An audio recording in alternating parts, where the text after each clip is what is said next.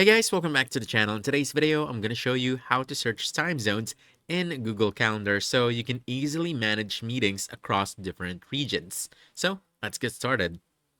Now, if you're scheduling something with people in different countries, Google Calendar actually makes it really easy to check multiple time zones without leaving Google Calendar.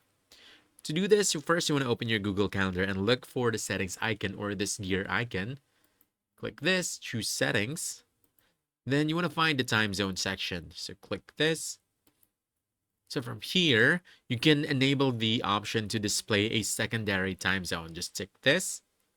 Once you turn that on, you can choose another country or city. For example, this one, New York.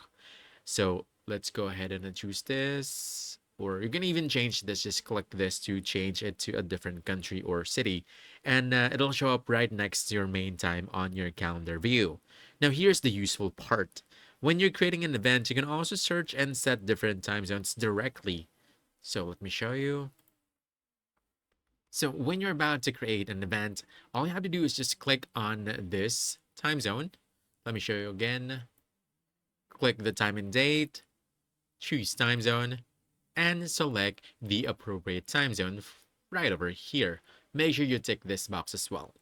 So, and then Google Calendar will automatically adjust the time for you. This is super helpful if you're working with international teams because you won't have to manually convert time differences anymore. Also, when multiple time zones are enabled, you'll see them side by side in your calendar grid right over here. So you can see I have two time zones. So basically, that's it.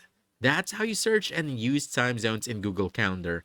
Enable a secondary time zone, use the search feature when creating events, and let Google handle the conversions for you. So, if you found this helpful, don't forget to hit that like button, subscribe for more quick guides, and I'll see you in the next one. Thanks!